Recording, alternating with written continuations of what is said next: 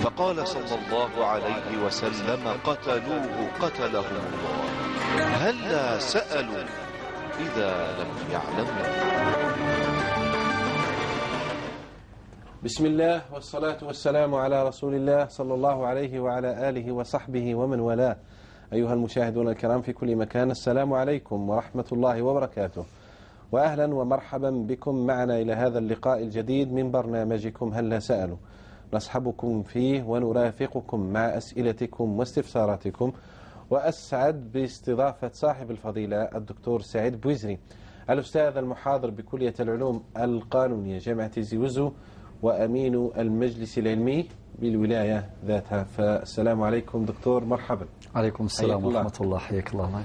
إذا نرحب بالإخوة والأخوات والذين نسعد بالتواصل معهم على أرقامنا الهاتفية 021 37 42 87 021 37 45 64. وبعد بيان موضوع هذا اللقاء، الدعاء لله سبحانه وتعالى.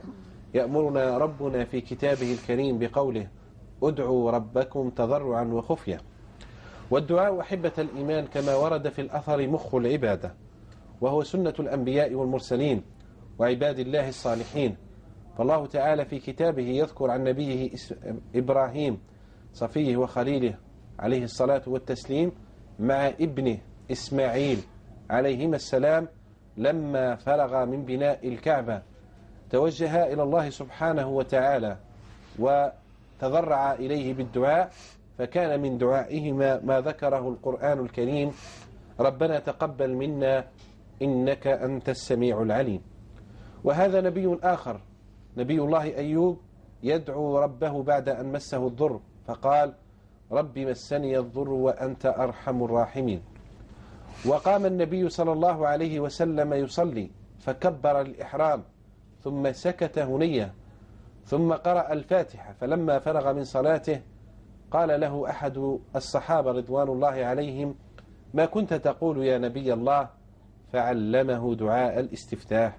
فضيلة الدكتور سعيد، ولو استطردنا الموضوع لما توقفنا في هذا الباب ولرأينا أن الدعاء كان أكثر أحوال النبي صلى الله عليه وسلم، وما من قصة قصها الله علينا من قصص الأنبياء إلا وذكر حالهم مع الدعاء. نتكلم اليوم بمشيئة الله عن الدعاء، مفهومه وأدابه. بسم الله والحمد لله والصلاة والسلام على رسول الله.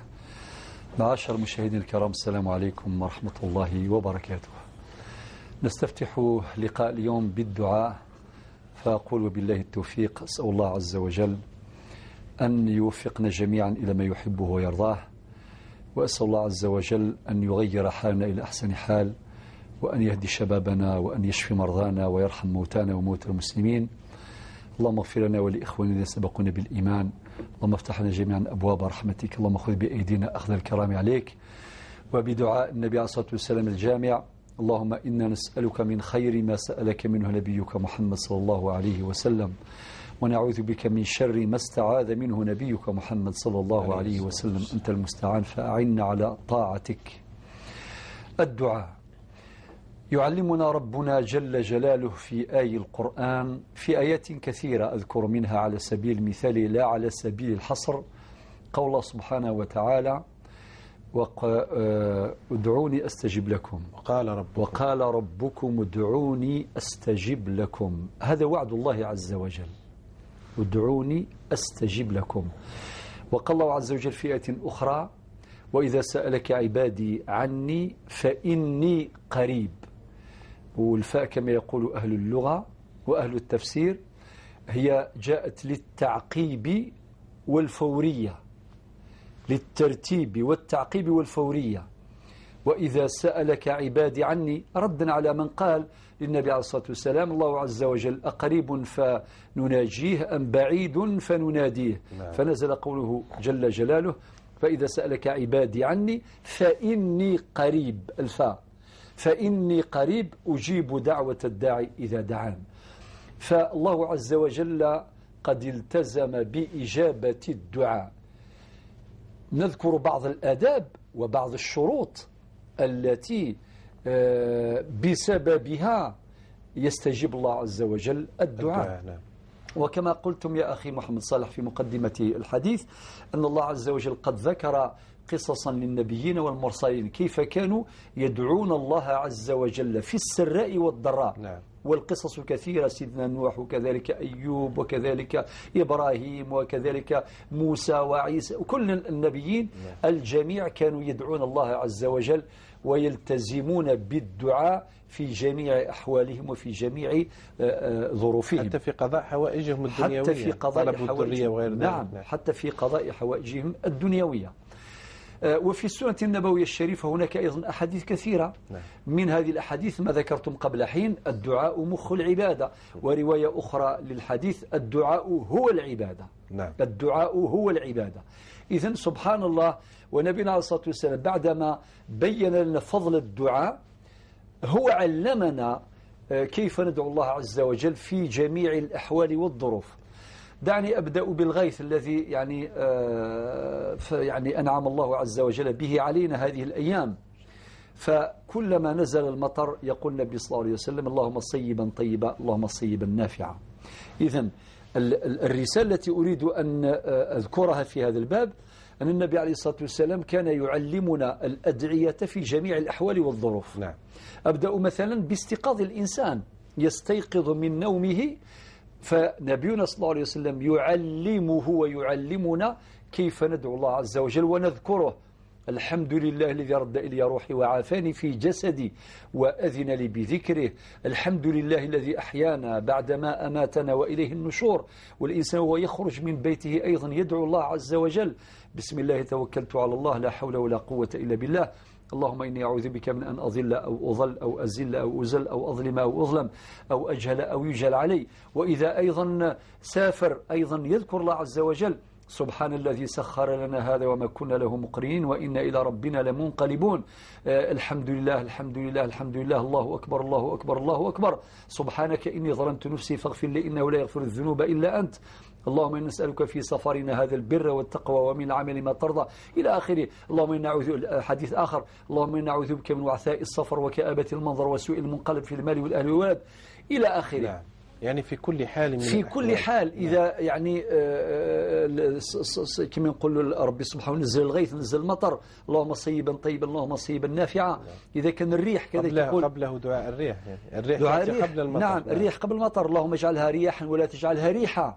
نعم. وكلما ذكرت كلمة الرياح جمعا في موضع الخير في القرآن الكريم وفي السنة أيضا، وإذا ذكرت بمفردة في موضع الشر وفي موضع الضرر. لذلك النبي صلى الله عليه وسلم يعلمنا دعاء: أن تعرى السماع الرعد والبرق ورؤية البرق وكذلك الزلازل وكذلك كل ما يحصل في الكون من أحداث ومن حوادث. النبي عليه الصلاة والسلام يعلمنا ألوانا من الأدعية، أولا ليظل الإنسان متصل بالله عز وجل، قلبه موصول بالله سبحانه وتعالى باستمرار. الهدف الثاني أو المقصد الثاني: لينسجم الإنسان المسلم مع أحداث الكون. وهذا أيضا أمر بديع وجميل، إشارة لطيفة يعني. لطيفة جدا، يبقى دائما منسجم مع ما يحدث في الكون من حوادث. ولكن هذا الدعاء الذي هو مخ العبادة أو هو العبادة لابد له من شروط ومن أدب، أذكرها بشكل مختصر. الشرط الأول أن يلتزم الإنسان الحلال، يعني لازم يأكل من الحلال، ما يعمرش كرشه بالحرام ويدعو الله عز وجل، لا، لازم مأكله ومشربه وملبسه من حلال. هذا مانع من الموانع. نعم، وهذا مانع. وشرط قبول، شرط قبول إذا كان نعم، يقابل شرط القبول. نعم، يقابل شرط القبول. لذلك أما إذا كان الإنسان يعني مأكله من حرام وملبسه من حرام ومشربه من حرام ثم يدعو الله عز وجل يقول أن يستجاب لي، لذلك هذا شرط أساس، التزام الحلال. الشرط الثاني الأساس هنا دكتور بين قوسين يعني حتى صاحب الحرام يحتاج إلى الدعاء. نعم، يعني ذكر حال الرجل يطيل السفر ويدعو ربه. نعم، فأنه يستجاب له. يعني حتى صاحب المعصية وهو في معصيته أو يأكل من الحرام إلا وهو يحتاج ربه في دعائه وطلبه. نعم، ولكن يعني الدعاء مردود. الدعاء مردود. نعم. لذلك الإنسان لابد أن يلتزم الحلال، وهذا شرط لقبول الدعاء. شرط آخر أن يدعو الإنسان الله وهو موقن بالإجابة. يعني لازم الدعاء يصدر من قلبه، يعني دعاء يتواطأ عليه القلب واللسان، دعاء نابع من القلب، ما يدعوش الله عز وجل بلسانه وقلبه غافل. لازم حضور القلب مع اليقين بأن الله عز وجل سيجيب. ادعوا الله وأنتم موقنون بالإجابة. من أين يأتينا هذا اليقين؟ من وعد الله عز وجل، والله لا يخلف الميعاد. وقال ربكم ادعوني أستجب لكم. ما دام رب سبحانه هو الذي وعد والله لا يخلف الميعاد، هذا الذي يجعل الإنسان وهو يدعو الله عز وجل يتيقن من استجابة الله عز وجل. هذا أمر ثاني. الأمر الثالث الإلحاح في الدعاء. يعني الله عز وجل يحب الذين يلحون في الدعاء، يعني يكثرون من الدعاء. وثم هناك بعض الشروط الأخرى وبعض الآداب، التزام الأوقات أو ترصد الأوقات الشريفة والأحوال الفاضلة. مثلا حال السجود، نبينا صلى الله عليه وسلم يأمرنا في الحديث ويرشدنا إلى الإكثار من الدعاء في السجود. أقرب ما يكون العبد إلى ربه وهو ساجد. ثم أمرنا بالإكثار من الدعاء، للإنسان يكون أقرب إلى الله سبحانه وتعالى. هذا وقت شريف، هذا حال شريف عند الله عز وجل، يعني حال السجود. وكذلك عقب الصلوات. لذلك النبي صلى الله عليه وسلم حينما قال لمعاذ بن جبل قالوا يا معاذ والله إني لا أحبك، لا تنسى دبر كل صلاة أن تقول اللهم أعني على ذكرك وشكرك وحسن عبادتك. لذلك عقب الصلوات أيضا الدعاء مستجاب. وكذلك عند السفر، وكذلك عند المرض، وكذلك في يوم عرفة، وكذلك عند الصيام، وكذلك عند الإفطار من الصيام، وكذلك عند الطواف حول الكعبة الشريفة وبيوم عرفة. يعني هناك أوقات شريفة وأوقات فارضة، وعند المرض كذلك. يعني أوقات كثيرة وأحوال شريفة جدا هي من نعم الله عز وجل علينا. والمسلم الذكي هو الذي يترصد هذه الأوقات، هو الذي ينتظر هذه الأحوال فيستثمرها بالدعاء لله سبحانه وتعالى. وكذلك من الشروط ومن الأدب كذلك لا يستعجل الإنسان قبول الدعاء. الإنسان كي يدعو الله عز وجل والله قد التزم بالاستجابة، فلا يصح إطلاقا أن يستعجل الإجابة، يقول دعيت ذرك ولازم ذرك يكون الجواب. لا، لأن هناك احتمالات. إما الله عز وجل يستجيب في الحين، وقد حصل لكثير من الناس أنهم يدعون الله عز وجل والله يجيبهم فورا، هذا احتمال وارد. والاحتمال الثاني أن الله يؤجل الإجابة، يؤخرها إلى الوقت الذي يشاء هو. وربما احتمال آخر أيضا أن يؤجل الله عز وجل الإجابة إلى الآخرة. ولعل كثير من الناس طبعا يتمنون حينما يرون ثمرات دعواتهم في الدنيا يجدونها في الآخرة، يرونها في الآخرة. الكثير من الناس يتمنى لو أن جميع دعواتهم لم تستجب في الدنيا وأخرت إلى الآخرة، والآخرة دار القرار. الدعاء مخ العبادة، الدعاء هو العبادة. نسأل الله القبول يا رب العالمين. نختمها بدعاء معلش منكم يا دكتور نسمع.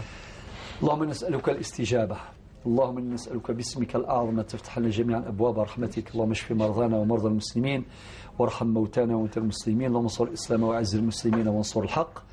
اللهم ثبتنا على طريق الحق. اللهم أرنا الحق حقا وارزقنا اتباعه، وأرنا الباطل باطلا وارزقنا اجتنابه. آمين.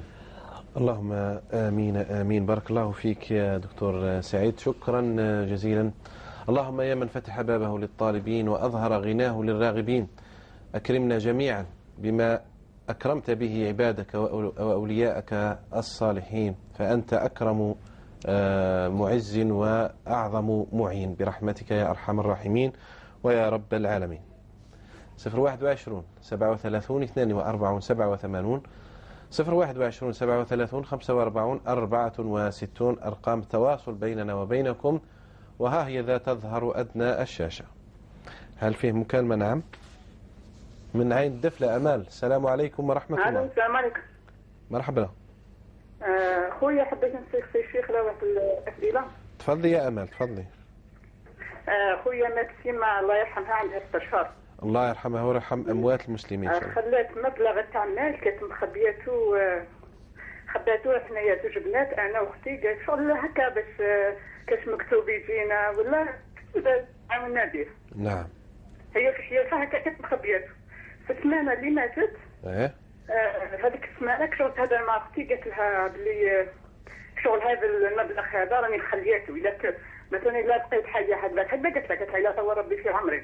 نعم. راني نعطيه لكم وإلا مت تلقاوه. فهمت خويا؟ بصح بقى عندها المال يعني ما عطاتكمش بقى في ما عطاتهولناش. هي قالت لنا إلا طول ربي في عمري راني نعطيه لكم وإلا تلقاوه حتى قصتها معناتها إلا مت تلقاوه ما كان يجي مكتوب ولا تلقاوه هكا قالتها. هذا هو القصد تاعها. أنا ما فهمتش أنا. ممكن هذه حبيت عندك وراث اخرين يا امال؟ عندك وراث من غيرك وغير اختك؟ عندي بابا وخالتي 3 وإحنا البنات 5. خالتك 3 البنات 5 وبابا. نعم واضح ان شاء الله. كنت حبيت نحكي في حاجه اخرى. الدكتور بوزيري سمحت كان يحكي على الرقيه. كان يحكي شغل حتى على الايات تاع الرقيه الشرعيه هكا. من بعد ثاني سمحتو قال كي شغل كاين ايات شفاء. نعم. انا ايات شفاء ما نعرفهمش حبيت توضحوا لي فيهم شنو. واضح ان شاء الله. مفهوم؟ مفهوم تماما. ثاني عندي سؤال واحد اخر. انا نخدم في الحلاقه في وقت صلاه الجمعه مرات تكون عندي خدمه. اسكو ذاك الوقت تكون خدمه يعني جوز الخدمه في ذاك الوقت ولا لا؟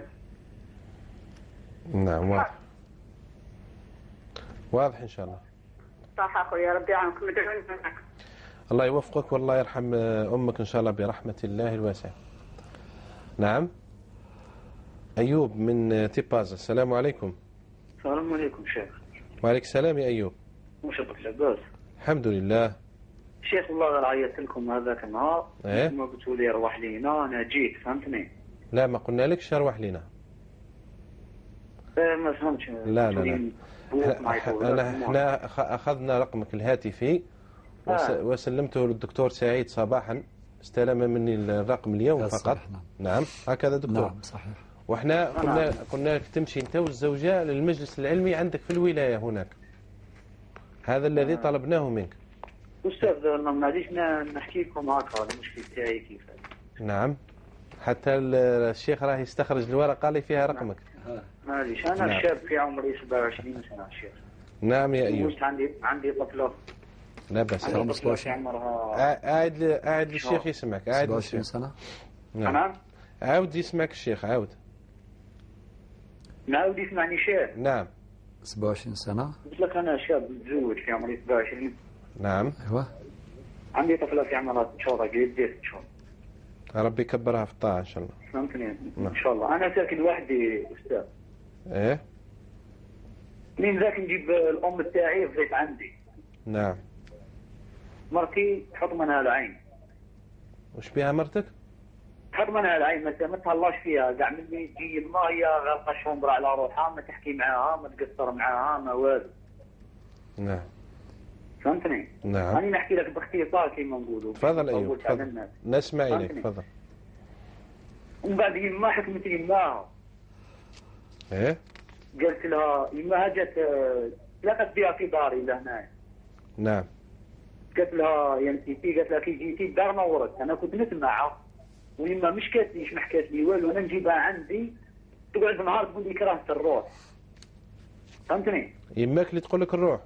تقول لي كرهت الروح يا وليدي. ما حكاتليش واش كاين. انت ما على بالك بوالو؟ ما حكات لي والو. نعم. كي حكمت نسيتي قالت لها بنتك كي نكون معاها انا وحدي تحط مني العين. قالت لها علاه جابتها كرشك باش تحبك. قالت لهم انت ديجا على كي تجي لهم خليهم يعيشوا. ايه هي تجيكم ضيفه برك. نعم. يماك تجيكم ضيفه يعني ما تجيش تقعد. تجينا ضيفه برك ومن بعد ولات ما تجيش كاع ملي تزوجت دات لي الطواصله. نعم. تبات عندي نهار وتروح. السؤال يا ايوب. لا. من بعد انا طلقت الزوجه تاعي كانت اونسينت مرتي دخلت يمها روحها وليت نهضر معها ولا تقول لي روح لدار ما وكذا، صراو مشاكل في هذاك النهار. اسمح لي، طلقتها كما خبرتنا المرة الماضية وهي حامل. أنا وش قلت لها تحديدا الله يحفظك؟ من بعد المرة الثانية طلقتها وش قلت لها يا أيوب؟ قلت لها راكي مطلقة بالثالث. راكي مطلقة بالثلاث. هذه الطلقة الأولى اللي طلقت فيها زوجتك. أنا ما كانت حامل. ثم من بعد في المرة الدوزيام نسيتي في هذيك الضربة حلفت فيا، قالت لي اشفع عليها انت بنتي نتفاهم معها. هذه نسيتي قالت لي هكا. نعم. من بعد كي لو كان في جوار زادت بنتي. زادت الطفلة. نعم. 2014 لو كان في جوار 2014. ايه. المهم انا قعدت خرجت من الدار لو 24 تشوان. انا ساكن وحدي، كي خرجت من الدار ديك يما بن جراح عند خالتي باش نحطها ونعاود نولي لداري. نعم. جات نسيتي مور ظهري بدات مرتي وراحت في الطاكسي. نعم. فهمتني يا شيخ؟ نعم. كي بات ليهم للدار وليت نقول نسيتي انا ديت ليها وكذا، مرتي ولات تقول لي انا قلت لها دينا. قلت لها لا راكي مطلقه بالثالث واش نقول لك؟ فهمتني يا شيخ؟ يعني دون غضب، يعني وانت راك يعني في كنت راجل مقتل ماشي غير دون غضب. في غضب مقفل هكذا. مقتل ولا نموت في ذيك الدقيقه. يعني كنت في اسمح لي، الطلقة الثانية كنت في غضب مقفل. مقفل بزاف كاع. نعم. دوك أستاذ أنا جيت لداري. نعم يا أيوب. من بعد نورمال تروجي على باليش عيطت لكم ليكم انتم ما فهمتوش. ورحت لوزارة شؤون الدنيا قادرة. نعم. وفهموا وقالوا لي ما تجيش تهضر هذا ما تهضر. المكالمة ماشي واضحة يا أيوب، راهي تتقطع المكالمة. أيوب. لا حاول وليد مع مرتي. المكان اللي راك فيه لا تتواجد فيه الشبكة بتغطية كاملة. تفضل يا أيوب تفضل. نعم. قلت لكم نعاود وليد مع نورمال. المهم باختصار يا أيوب، هل فيه طلقة ثالثة ولا لا؟ الطلقة الثالثة. نعم. ديتها في العيد الكبير ديتها لدارهم. نعم هذه الطلقة الثالثة. في العيد الكبير ديتها لدارهم. نعم. ديت لها حقها تاع الحمد هذا حقي الماك دير داركم. شريت حوايج لبنتي. أفهمني أستاذ. باختصار يا أيوب باختصار. المهم كي رحت نجيبها قالت لي ما سقسيتش ماما ما نجيش، خليتها باتت يومين. كي رحت نجيبها قالت لي انا ما سقسيتش ماما ما نجيش. نعم. قلت ساعة نولي لي ما نلقاش واجده دبري راسها. نعم. فهمني أستاذ. ساعة وليت ليها قالت لي قلت لك ما نجيش. غدوة مزاد راحت ليها يما قالت لها ما نجيش. من بعد واحد 4 أيام 5 أيام وليت نلقاها تخرج في طرونسبور. نعم. وتروح في كولومبيستا وتروح في الطاكسيات. من بعد كي قلت لها عيطت لها قلت لها الوي، قلت لها راكي محرمه عليا، انت راكي ديري تسكر راكي تخرجي في الكار بلا ما تقسيني والدنيا، قلت لها راكي محرمه عليا. قالت لي سربه قالت لي ندي بنتي للطبيب، عيطي لي ليا انا ندي بنتي للطبيب. انا هاك نفهم. انت هذه محرمه عليا واش قصدت بها؟ قلت لنا قصدت الطلاق المره اللي فاتت. في المره اللي فاتت خلاص قلت لك قصدت ما نزيدش نعيش معها. انت نعم. هي عيطت البابا عيط لها قالت له قال لي راكي محرمه الى يوم الدين. انا هذه تاع يوم الدين ما اسمع مانيش شافيه ليها على كل حال. المهم شافيه قلت لها محرمه عليا يعني قاصد الطلاق. فوالا كي شغل قاصد واضح يعني. كره تعيش من المشاكل خلاص. ايوب واضح ان شاء الله. تاخذ بالراي بزاف. واضح يا ايوب خلاص. ولا عدوها ايوب حتى نعم خلاص. هي قلبتني بالصداره حتى شوف خويا أيوب، الشيخ يحكم لك الآن على هذه الطلقات ومن بعد يتواصل معك إن شاء الله. خليني نترك المجال لإخواننا وأخواتنا في الاتصالات على في انتظار، ولكن نعدك بالتواصل في الموضوع ونجيبك بما سمعنا الآن. قسنطين عز الدين السلام عليكم. سلام. مرحبا يا عز الدين. السلام عليكم. وعليك السلام ورحمة الله وبركاته. الشيخ حبيت نسأل سؤال. نسمع إلى سؤالك تفضل. عندي محل عندي محل تاع حفافات تاع نساء. أنت اسمعني من الهاتف يكون أفضل، نقص التلفاز اللي أمامك. إيه عندي محل تاع حفافات تاع نساء. محل؟ إيه قلت لك عندي محل تاع حفافات تاع نساء صغير. محل حلاقة؟ إيه تاع النساء. نعم. إيه وكيجيو بعض النساء ما نعرفهم باللي ماهمش ملاح، انطر الدراهم تاعهم حرام ولا حلال.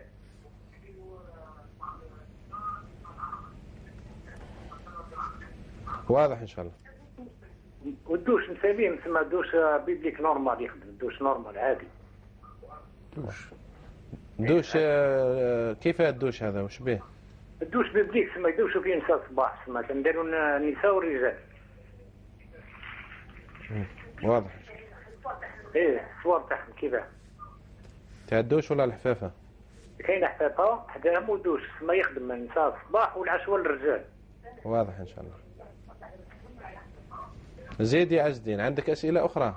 هذا هو. وعندي سؤال، نذهبوا للعمرة، أنا عندي 5 عمرات. الله يبارك. إيه يا عز الدين اسمعني من الهاتف رجاء، الله يحفظك. إيه عندي نقص التلفاز. العمرة 5 خطرات. نقص التلفاز، راه أمامك تلفاز راه يدير في الصدى، نقص له تماما. إيه قلت لك مشيت للعمرة 5 خطرات. نعم. ثم؟ إيه ثم كان كما نقولوا كملنا العمرة في الفندق، سمعنا الزوجة كي جمع الإنسان الزوجة تاعو، وأنت راه حرام ولا حلال؟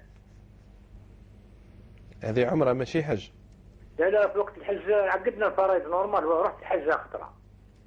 هذه تسأل في العمرة ولا الحجة؟ رحت العمرة ورحت الحج. هذا الشيء اللي تسأل عليه في العمرة ولا الحج؟ كاين في العمرة كاين في الحج. الحج لا عقدنا المناسك تاع الحج وتما في الأوتيل عادي. كملت حتى الطواف الإفاضة طواف الإفاضة الأخر. إيه العرفات كما حرمت الحج، عرفات الأخر طواف الوداع. إيه طواف الوداع. خلاص واضح إن شاء الله. حبيت براس سنة. نعم خلاص واضح إن شاء الله. بارك الله فيك. فيك البركة. شكرا. يعيشك. في نعمة. إلى البويرة. محمد السلام عليكم. محمد السلام عليكم. أخ محمد، إذا نأسف لانقطاع مكالمة محمد. هل فيه مكالمة يا أبو بكر أو نستأنف الإجابة إن شاء الله؟ إذا فيه مكالمة على الخط. نعم استقبلها. نعم لا توجد. زبيدة من تلمسان. السلام عليكم يا زبيدة. السلام عليكم ورحمة الله تعالى وبركاته. أهلا وسهلا. صحة ولدي الله يخليك. نسقسيك، أنا كنت في 83 طلقت وما كنتش عارفة باللي العدة، من فضلك إلا تنجم تشرح لي. ما درتيش العدة تاع الطلاق؟ نعم ما كنتش نعرف، والآن راني نتعلم منكم الكثير ويعطيكم الصحة والستر والبركة. يا ربي لك الحمد. الحمد لله الحمد لله والشكر لله. بارك الله فيك. وفيك البركة يا سيدة زبيدة. إذا نستأنف الإجابة إن شاء الله مع السؤال الوارد من أخت مطلقة دكتور سعيد من باتنا، تسأل وتقول أنها طلقت والقضاء حكم لها بالنفقة والبيت مستقل. الآن الزوج قال لها نطلقك، قال لها لا أريد الرجوع. عندها ذهب عند الزوج، قالت أنا مديته له على أساس أنه يدفعه في السكن التساهمي، أقرته له يعني هذا الذهب. المحامية قالت لها إذا قلت هذا الكلام ممكن لا تسترجعي الذهب تاعك. طلبت منها أنها تقول أن الذهب خلاته عند بيت الزوج. قالت لك يعني ممكن تكون فيه قسم من القاضي. قالت لك وأنا أخاف أن أحلف على كذب. بماذا تجيبها يا دكتور؟ نعم الجواب يا أختي الفاضلة أن تلتزمي الصدق وفقط. نعم. بمعنى قل الحقيقة كما هي. القانون الجزائري وبالذات في المادة 37 من قانون 84/11 يؤكد على مبدأ استقلالية الذمة المالية. المادة 37 تلقيها بوضوح. إذن الذمة المالية نتاع الزوجة مستقلة عن الذمة المالية للزوج. نعم. وهذا المادة 37 من قانون الجزائر تتفق مع الشريعة الإسلامية تماما. طيب الآن بناء على هذا المبدأ أنت قرضتي له هذا الذهب هذا اللي قلتيه هكذا أمام القاضي، قولي الحقيقة كما هي. قرضت له ذهب كما هي، ما تقوليش باللي خليته في بيت الزوجية وبعدين تروحي طبعا يكون اليمين، وممكن هذا الزوج ينكر، وتروحي تدير اليمين في الجامع بحضور المحضر القضائي اللوسي وبحضور الإمام وربما يكون الشهود، وتحلفي ثم قدام الناس قدام الإمام وفي الجامع تحلفي، يعني تحلفي على باطل على جال الذهب. لا أبدا. إذا كان كنوز الدنيا كلها ما تحلفيش إلا إذا كان اليمين موافقا مطابقا للحقيقة. الصدق ثم الصدق ثم الصدق. ويقول لك تعريف الصدق ما معناه؟ أن يكون الإنسان صادقا حيث لا ينفعه إلا الكذب. هذا هو الصدق. نعم. هذا هو الصدق. تعريف الدقيق أن يكون الإنسان صادقا حيث لا ينفعه إلا الكذب. يعني ممكن واحد يفوت في المطار مثلا في لابا في شرطة الحدود ولا عند الجمارك يقول له جبت دراهم ولا ما جبتش.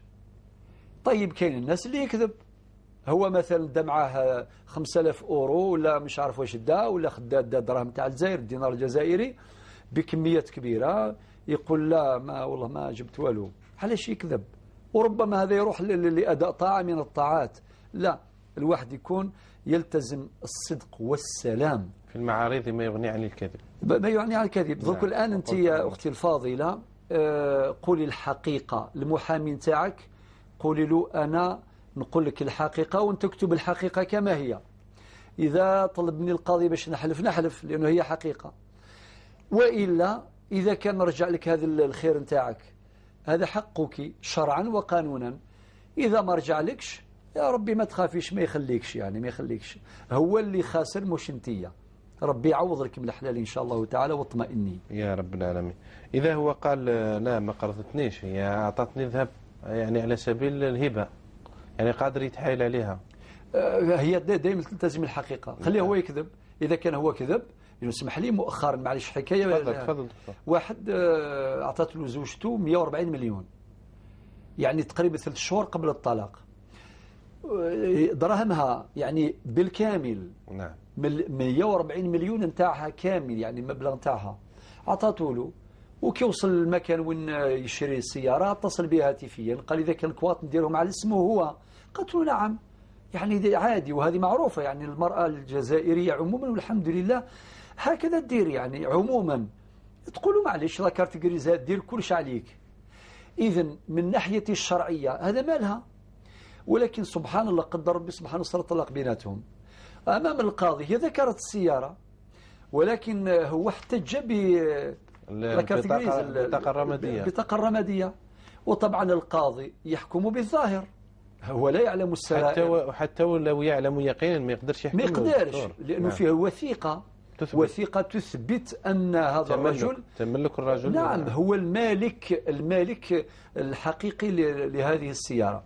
طيب، وقضت المحكمة بذلك، وطبعا هي خسرت القضية بين قوسين بالنسبة لها، راحوا لها 140 مليون. ولكن سبحان الله رجعت إلى الله. وإحنا اليوم تكلمنا على الدعاء، دعت ربي سبحانه عز وجل أن يرجع إليها مالها. هذا الإنسان كلمه أحد الناس خارج المحكمة بعد مصدر الحكم القضائي وكذا، قالوا يا فلان خلاص فرت مع زوجتك صحيح، ولكن بينك وبين ربي سبحانه السيارة هذه نتاع من؟ قالوا هذه السيارة نتاع الزوجة. ولكن علاش الآن كذبت في المحكمة وديتها بالبطاقة الرمادية؟ قال لي شغل نكاية فيها، انتقاما منها، حبيت نضرها. قالوا طيب ضرها من بعد، لأن هي خسرت السيارة ولكن تربحت السيارة. ممكن قد يكون حتفك في هذه السيارة وتحرم من لا إله إلا الله محمد رسول الله. ممكن السيارة هذه تدور بك ودير بها حادث ولا عياذ بالله لا قدر الله، وتموت وتحرم حتى من الشهادة. في هذه اللحظة تحرك وازعه الديني، وكان ذلك الشخص الذي ذكره هو الوسيط بينه وبين مطلقاته، وسيط الصلح. وسيط الصلح. قال رجع له السيارة هذيك والسلام عليكم، أعمالكم عمالكم يا دكتور. يعني شفت سبحان الله، هو رجع لها المال تاعها بالطريق الحلال وخليه. وربي قال في القرآن، شوفي يا أختي افتحي برك القرآن الكريم الله في بين يديك، شوفي سورة البقرة الآية 281 الصفحة على اليمين آخر سطر، آخر سطر، روحي مباشرة لها واش تلقاي؟ واتقوا يوما ترجعون فيه إلى الله ثم توفى كل نفس ما كسبت وهم لا يظلمون. أطول آية. نعم، تفكري برك ربي سبحانه، وهي آخر آية في القرآن الكريم. أطول آية وآخر. نعم، تذكري فقط بأن الله عز وجل يحاسبنا يوم القيامة فردا فردا. لذلك ما تخميش هذا المال يروح ويخرج، يروح ويولي، ما تخافيش، كوني صادقة والسلام. أطول آية ختمت بالتذكير بآخر يوم، اليوم نعم. الآخر. أمال من عين دفلة، بماذا تجيبها دكتور؟ الأخت أمال من عين دفلة ماتت أمي منذ 6 أشهر. هذه وصية ولا كيف يعني؟ نعم، شوفي يا أختي أمال، أولا إماك أسأل الله عز وجل أن يرحمها برحمته الواسعة يا رب العالمين. أما بالنسبة للمال اللي خلاته بينك وبين أختك، الوصية نتاعها واضحة، إذا كان كذا إذا كذا. هي أولا لا وصية لوارث. النبي عليه الصلاة والسلام يقول إن الله قد أعطى كل ذي حق حقه فلا وصية لوارث. شفي على هذه رقم 1. رقم 2، لو كان هذا المال كيسقسك خويا محمد صالح قال لك هل أعطت لك المال ولا لا؟ نعم. لو أعطت لك المال هبة يعني ملكتها خلاص. نعم. فقد ملكتكما هذا المال، أعطت لكم هبة دوناسيون في حياتها، مادام هي المالكة وهي الواهبة في حياتها، لها الحق لمثل هذا الاعتبار أنت وأختك أنه تعطي لكم هذا المبلغ عادي تماما، مادام عندكم اعتبار أو ظرف معتبر شرعا نتاع الزواج وكذا وكذا. طيب، ولكن ما عطت لكمش، خلت وصية فقط. وهنا لازم يجتمع الورثة. شكون يجتمعوا؟ باباك وكذلك اخواتك الاخرين 3، وكذلك 3 إخوة، معنى أنتم جميعا صافي. كاين الأب، كاين 5 أخوات بما فيهم أنت أو بنات بالنسبة للمورثة طبعا، وكذلك 3 أبناء اللي هما 3 خوتك أنت. يجتمع الجميع، وبعدين هذيك الوصية يقولوها إذا وافقوا عليها، يعني أكدوها، أجازوها، مبروك عليكم، يعني ومرروها، يعني خلاص قبلوها. وإذا كان ردوها فهي مردودة. وبعدين ما هو مآل المال هذا؟ المال اللي خلاته الوالدة نتاعك الله يرحمها يولي ميراث يقسم كالآتي: باباك يرث الربع في هذه الحالة، يعني مدام زوج بالنسبة للوالدة نتاعك معنى زوجها، لأنه النسبة تعود إلى المورثة. إذن أمك اللي هي مورثة ماتت وتركت زوجا اللي هو باباك، يرث الربع. لماذا؟ لوجود الفرع الوارث. أما الباقي اللي بقى هذا المال وغيره يوزع على جميع الورثة. يعني انتم في 5 خواتات وزايد 3 إخوة، يعني 3 أبناء هذوك، الجميع يطبق عليهم قوله سبحانه وتعالى: للذكر مثل حظ الأنثيين. نعم. بارك الله فيك دكتور. سؤال موالي، سمعت يعني من هذا المنبر دكتور كمال بوزيد يتكلم على الرقية وأن هناك آيات الشفاء. نعم. ما هي آيات الشفاء اللي يقرأها الإنسان فيرفع الله ما به من الضر؟ أولا يعني آيات كثيرة، القرآن كله. يكفي أن أبدأ بقوله تعالى: وننزل من القرآن ما هو شفاء ورحمة للمؤمنين.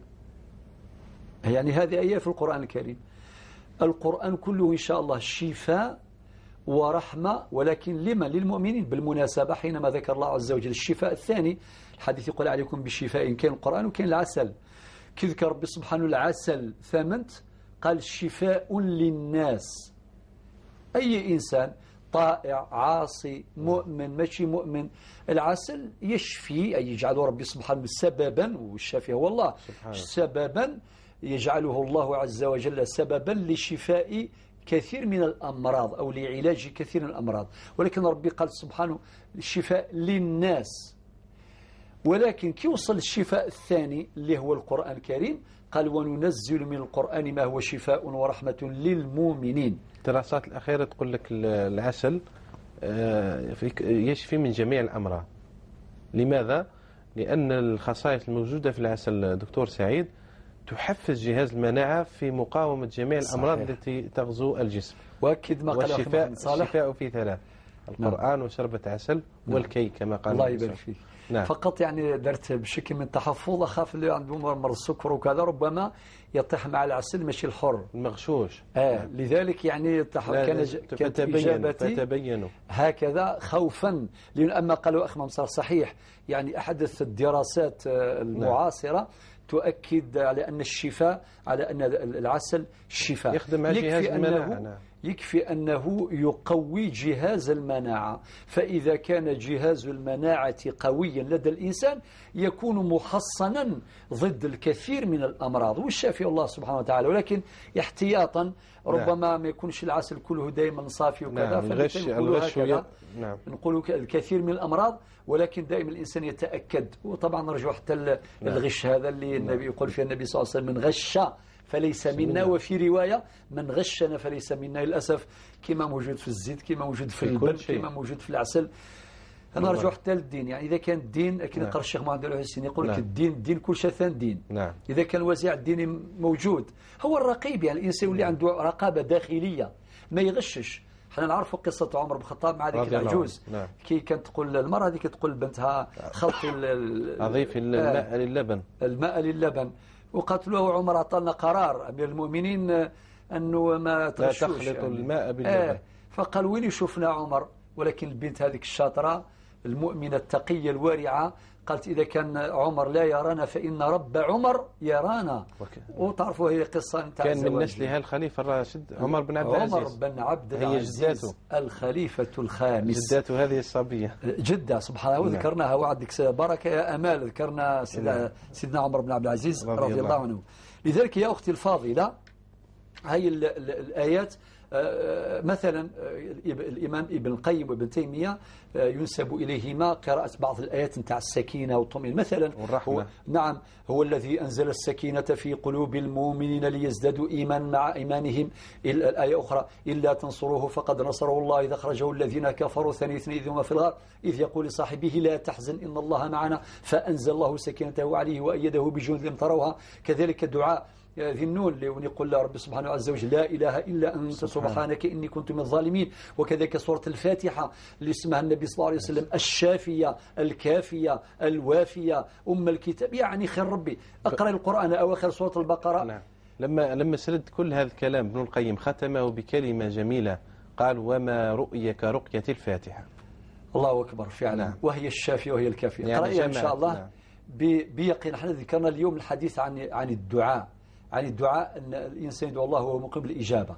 يروى عن سيدنا عمر الخطاب يعني عن أحد الصالحين. نعم. كان اشتكى لي شخص قال له يا فلان كنت أقرأ سورة الفاتحة ولكن ما كانش شفاء، وكان عمر يقرأها وربي يجيب شفاء. واش قال له؟ قالوا الفاتحة هي ولكن أين عمر؟ نعم أين عمر؟ أين عمر؟ أين إخلاص عمر؟ نعم نسأل الله الصدق والقبول يا رب. وربي يجيب لك الشفاء يا رب العالمين. العمل في وقت الجمعة هي تعمل كحلاقة، فهل عملها من الأعمال المحرمة في هذا الوقت؟ والله يا أختي أنصحك بأنه وقت صلاة الجمعة احتراما لهذه الشعيرة المقدسة تجنبوا العمل في هذيك نصف ساعة ولا 40 دقيقة فقط. وإن كان طبعا المرأة ليس فرضا أن تصلي صلاة الجمعة. صلاة الجمعة فرض على رجال الأمة، على المكلفين من رجال الأمة. الأمة. عقد البيع في هذا الوقت حتى لذلك بعد من هذه المرحلة كامل وقت يعني حوالي 40 دقيقة يعني ماهوش كثير يعني. وذروا البيع كما قال ربي سبحانه في القرآن الكريم كي تسمعوا الآذان يقول لك وذروا البيع. وما قالش ربي سبحانه وذروا الشراء، البيع. داروا البيع لأنه لحظة الإنسان اللي يربح فيها كي يمسك الأموال يبيع باش يمسك المال. نعم. لحظة الحصول على الغنيمة. ربي سبحانه قال وذروا البيع. إذن احترام لهذه الشاعرة واحترام لآية القرآن الكريم ابتعدي من العمل في وقت صلاة الجمعة. نعم. واضح. بارك الله فيك يا دكتور. أيوب من ثبازة سمعت الانشغاله، سمعت الطلقات الثلاث دكتور. لديك رقمه الهاتفي لتتواصل معه بإذن الله. نعم. رقم الهاتف أعطاه للأخ محمد صالح. نعم. اليوم هو موجود على الساعة على الساعة بعد 12 مباشرة. نعم. منتصف النهار. بعد منتصف النهار مباشرة نسلموا الأخ محمد صالح جزاه الله خير، وراه يدي الدعاء هو إن شاء الله يحفظه. إن شاء الله ربي يحفظك يا سي أيوب. اسمك أيوب الله يبارك. أيوب نعم. المفروض عنده الصبر يعني. صبر أيوب. ولكن يا سي أيوب راك درت فيها العجب في الطلاق يا أخي بزاف. نعم. والله العظيم سبحان الله. دوك أولا مرتك باش دير هكذاك ولكن وقع في استفزاز دكتور يعني من خلال القصة نتاعو. نعم. هو مستفز. نعم. يا أخي أيوب نذكرك بواحد الآية في القرآن الكريم. هو ربي سبحانه وش يقول والكاظمين الغيظ. هو ربي سبحانه ما قالش والفاقدين الغيظ. نعم. إذا استغضبت اغضب، ولكن لا بد أن تكبح نفسك، تفريني كما يقول، لازم يكون عندك مكابح فرامل. لذلك ربي سبحانه قال والكاظمين الغيظ، وبعدين قال لك والعافين عن الناس. هذو الناس ماهوش يمات ولادك، هذه مرتك رغم أنها ظلمت يعني الآن سأتحدث. وبعدين ربي قال والله يحب المحسنين. هذه النصيحة الثانية. الأمر الثالث بالنسبة لزوجتك ظالمة يقينا، وهذا الكلام ينسحب على كل زوجة تحرج زوجها خاصة بالنسبة لعائلته. نعم. هذه ما هي عجابة يعني زوجك هذا كنا نهضر مع مرتك خلينا إن شاء الله تسمعنا. زوجك هذا اللي هو أيوب هذا فرع لأصل، الأصل نتاعو يماه اللي أمر في القرآن باش يطيعها ويطيع باباه. وفي حديث النبي صلى الله عليه وسلم قال أمك ثم أمك ثم أمك ثم أبوك، معنا عندها 3 أرباع. هذه الأم يا عجبة وكي تجي تزور مرة في زمان. نعم. مرة في زمان عندكم زواج شحال عامين ولا شحال؟ عام ونصف يعني وزارت غير 3 مرات وتستثقل. لو كان ضيفة عادية برك عادية قومي بواجب الضيافة. على بالك إذا كان واحد جاه ضيف إذا كان يمسك المصحف الشريف يقرأ في القرآن في كلام الله عز وجل يكمل الآية ويغلقوا يقول صدق الله العظيم ويغلقوا يروح يستقبل الضيف. لماذا؟ لأن واجب الوقت الآن هو استقبال الضيف.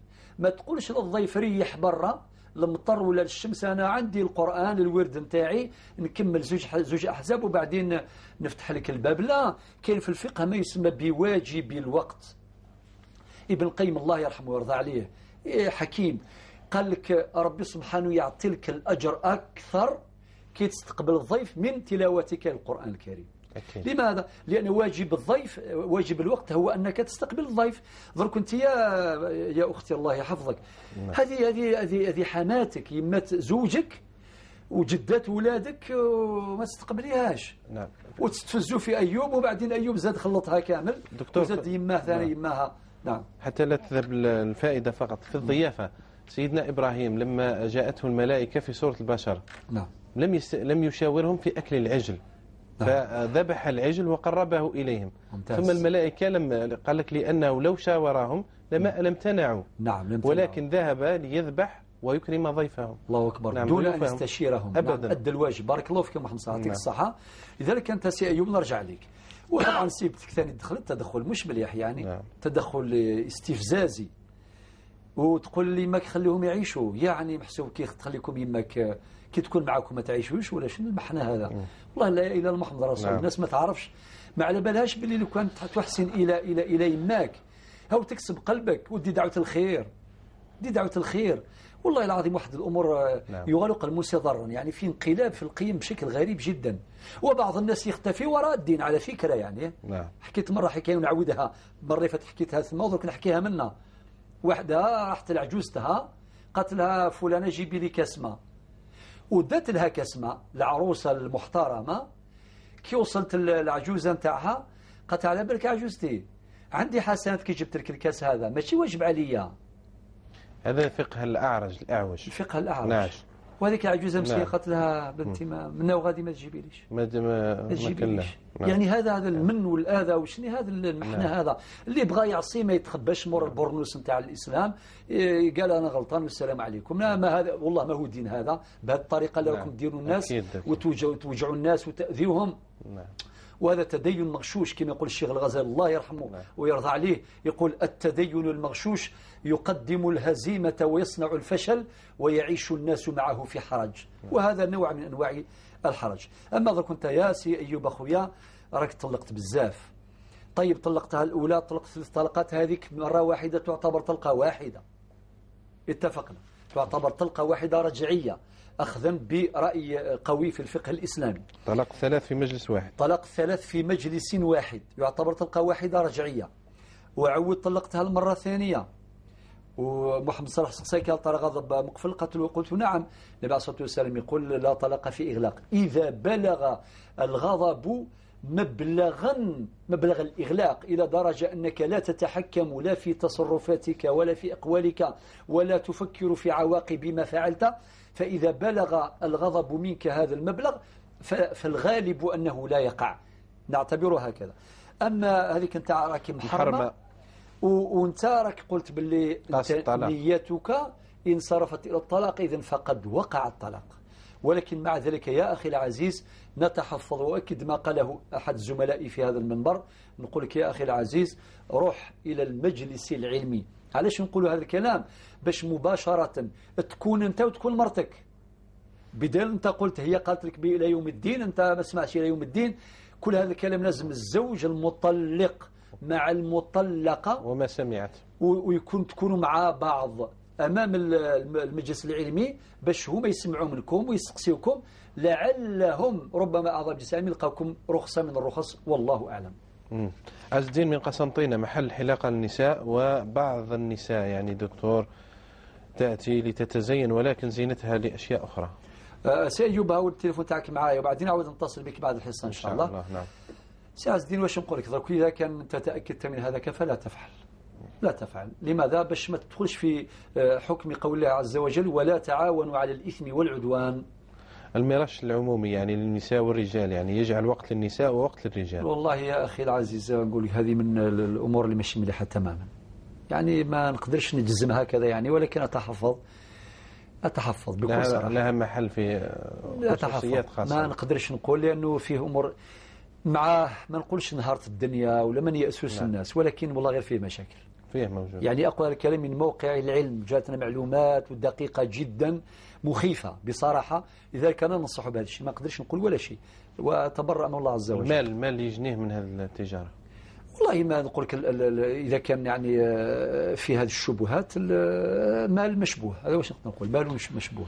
العمرة والحج، والله العمرة في الحج واش نقول لك، الشيء اللي قلته على كل حال بعد ما إذا كان بعد التحلل النهائي خلاص ما لا حرج عليك. نعم. زبيدة على العدة، لم تكن تعرف موضوع العدة تماما وتقول أنها استفادت من هذا البرنامج وتعلمت دينها.